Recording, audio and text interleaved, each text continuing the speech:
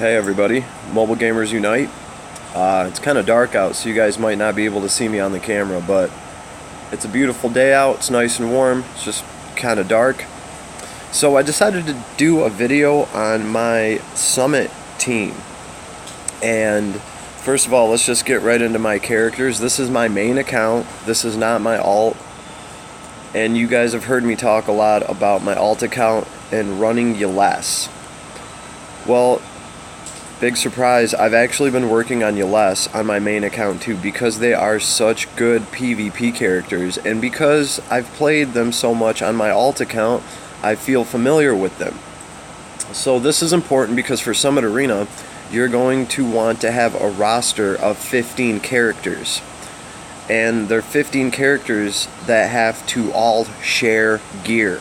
You can't move gear around on characters before you go into battle. So that's important to note.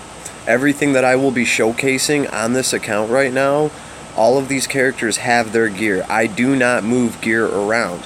Now, of course, there's exceptions. There might be probably 3 pieces of gear that I move depending on which party that I run. One character from this party might swap gear out, but that's only in an emergency. For instance, Langrisser, I have different armors for him. Depending on if he's going to be fighting against mages or just archers, if he's going to be taking magic damage, or if he's going to be tanking physical damage. There's, the Bloodborne magic armor, and then there's the armor that reduces ranged damage. So there's always going to be things like that, but for the most part, these characters have their gear. So I've been talking a lot about working on my top 5. I did manage to get one character to 6,000 power, and I think it's pretty good. This Bernie is only a 5-star, and he's only 80% bonded. So I know I'm going to be able to get this Bernie to scratch that 7,000 ceiling, and I can't exactly wait to do that. But this is the main team that I started with. Of course, Bernie here. When I first started, I was playing Dark and Empire, and I'll show you his equipment. It's nothing too special. As a matter of fact, he even has 20 more levels that I can put on the Reaper's Breath helm. So this is what my Bernie's looking like. He is my strongest character, which is kind of strange because I really thought Basil, being my first 6-star character, would have taken the cake, but no, Basil's only at 5360. I'm still working on Basil. Obviously I need to level up some items and I need to bond him out. But these are the characters that I really started the game with. Alright, and I think Leon and Altamula are my second and third most powerful characters. Leon is using the Y branch. I think his items are almost done actually. I need to level up the Lone Star Amulet. And this has been my core team that I've been using to clear content and things of that nature in order to progress into the game. So actually he has a Slayer's emblem that I need to level up. So as you guys can see, it's still all work in progress. But really what I've been doing secretly, and this is my last main character, Lana. She's only at 5,000 and she's only a 5-star, but I'm working on it. And this is obviously this is where I spent most of my time during the bond realm, where we could grind out twice as many bonds. I was concentrating on Bernie and I was concentrating on Lana. However, oh yeah, I also have Lestelle. She is over 5,000 in power. So these are my main top characters, like I said, that I've been clearing content with. I did fancy Lestelle because she's also Yles, so she bridges that gap between my Empire and my Dark Reincarnation and my Yles. So I really do like Lestelle. But on the down low, the characters I started working on because I'm familiar with them, I have Rachel. She's almost at 5,000. She's close. Leonhard is 4684. Okay, and of course he does have the converter. When I'm talking about switching items, this is one of the items I'm talking about. Like Thor's necklace, I would swap out on him. This is just a placeholder. Let's see. Rennie, of course, 4642. I have Joshua, 4588, and I just recently ran Joshua in Summit Arena, and I did fight a super whale, and Joshua just was not strong enough. I mean, this guy right here could have decided the battle. In one turn, he almost took out a Lana and finished off a Leaden, and man, a little bit more damage, that battle would have went my way, but that's just the way she goes. Alright, so I'm definitely putting more stock into Joshua. Landius, of course. And recently I got Sigma, and I'm gonna probably have to put Sigma on that roster just because he's another faction buffer. So he's only at 3782. But these are primarily my main characters, and of course I'm working on Estelle. I will be doing a video on Estelle because I think she is one of the most underrated characters in this game, but that's for another video. But I'm definitely working on Estelle for my Yles team. Okay, so the real thing that I need to catch up on is my healer game. My Liana that I ran in Summit, because, well, she's just like, your healer's one of the first units that you pick, so your enemy doesn't know which faction you're going with necessarily. Her and Tiaris I do need to work on. I believe Tiaris is at 4,000 power, Lana's at 3,000, and I definitely need to work on these. So Shafaniel, Shellfish Girl, she's at 4,000. So, and like I said, guys, none of these characters are sharing items. They all have their own item sets. So this is where I'm at, and this is pretty much my roster of 15. They're going to be these Yles characters, these Heroes of Time, and of course my Empire, my Dark Reincarnation. I put all of them together, and that's going to be my Summit Arena team.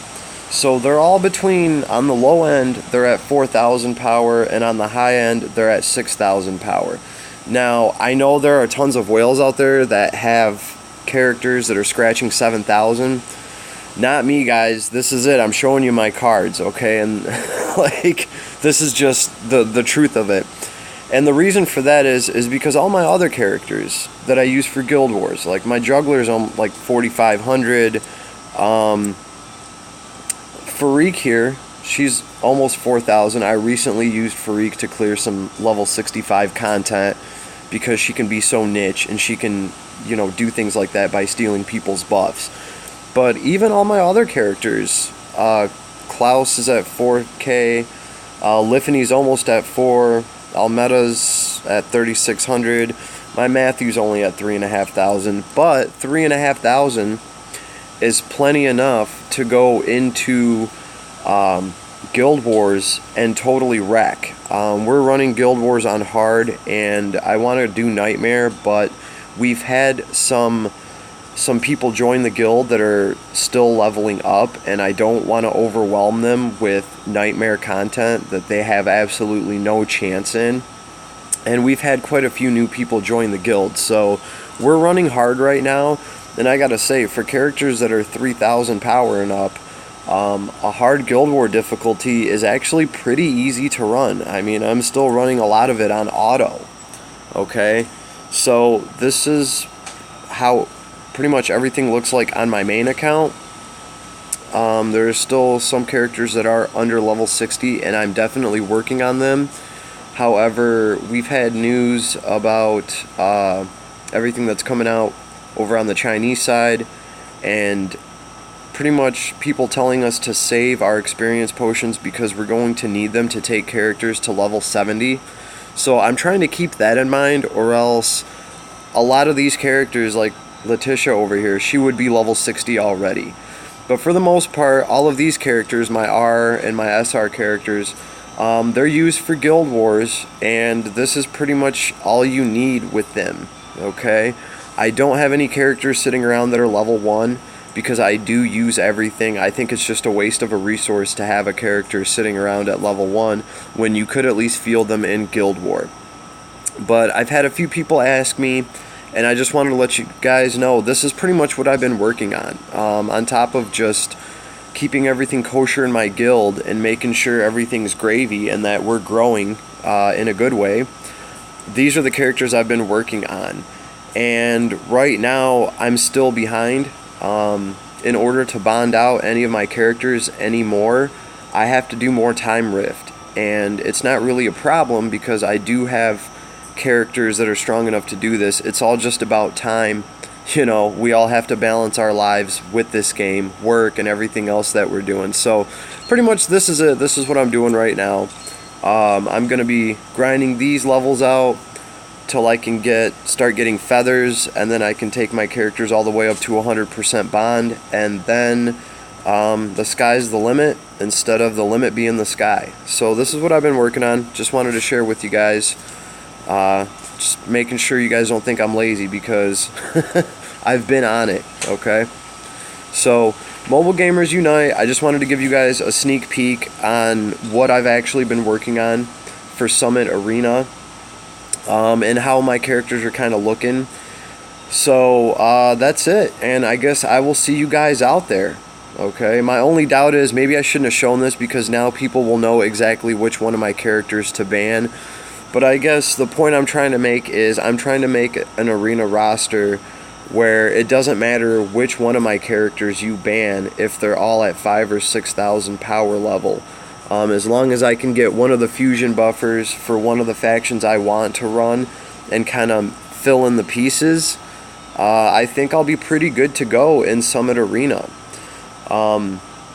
Like I talked to a buddy of mine who said he was putting his ULS characters up with no gear on them at all, hoping that somebody would eliminate those characters in the Summit Arena, you know. But then on the other end of it, what if somebody eliminates your powerful characters and then you have to run your ULS team and they might only be 2,000 power level? So that is why it's important to really think about your roster and the 15 characters that you want to put on there.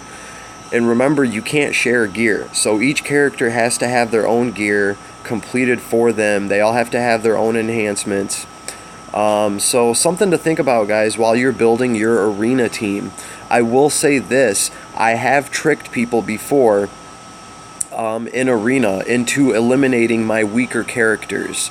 I was able to bring Bernie. Alright, I was able to bring my strongest character because somebody was so worried about my Landius down here that the first person they banned was Landius. And he wasn't even at a 4,000 power level at the time. And it's pretty much just because of what this guy can do in Summit Arena, and because at the time he was the only faction buffer for ULS. So of course, as soon as somebody does away with Landius, you're not going to be running that ULS faction. And honorable mentions, people like to get rid of Leonhardt as well before you even have a chance to field him. But like I said, this has been working out pretty well for me because it gives me a chance to put Bernie out on the tabletop and maybe try to get Leon out there too, some of my most powerful characters. Because at the end of the day in Summit Arena, it doesn't go by the power of your party. It literally goes by the luck of the draw. Whatever characters you have left that weren't eliminated that you get to use, that's the party that you're bringing to Summit Arena. So your power may vary. You could end up with a 3,200 power arena team, or you could end up with a 32,000 power level, or you could end up going in there with a 2,000 power level based on which characters your opponent gets rid of. So word to the wise, guys, if you're going to do Summit Arena, start planning out your 15 character roster and start planning out the items that you're going to have on all those characters. Personally, for me, and I don't know how much of this I should be sharing because it's probably going to end up getting used against me in the long run, but for me, it's Dark Reincarnation and Empire is what I've always been working on, and recently I've just started building up these ULS characters. So you guys can do whatever you'd like, and I hope you have an awesome arena team, and I'll see you out there, okay? So Mobile Gamers Unite, just some food for thought. this is what I've been working on. I've had a couple people ask me, like, what's going on with your top 5? So this is my top 5 with Bernie. And like I said, I've been working on them, and you know, this is where I got the 74 shards for Bernie because of the Bonds event that we just had. But I'm not quite there yet. I need to get the feathers to bond them out to 100, and then I will proceed to work on the Yeles team. So Mobile Gamers Unite, this is what my main account looks like. I'll be coming at you with some content pretty soon. We might try to just pull, what's her name, Labna? Yeah, the other Yeles character off of this banner.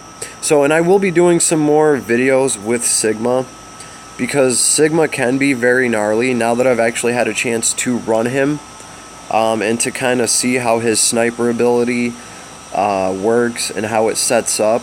Interestingly enough, for an example, real quick, if we look at how his wind snipe ability works, it says 15% for each additional block, up to 90%. And because I'm thinking there are items, like there's a bow that gives you added bonus to your range. Well, with strong wind snipe and a bow that increases your range, for every block of range that bow increases your range, you're going to do more damage with this ability. And I think that's why it goes up to 90%. I haven't researched this all the way, but I think that's kind of where I'm going with it. So I'm definitely playing around with this character and seeing what he can do. And I will make another video on him after, you know, I feel like I've actually mastered his tactics. So, Mobile Gamers Unite, sorry for the dark window. I'll talk to you guys soon. And everybody, have a good night. I'm one click away every day. Peace.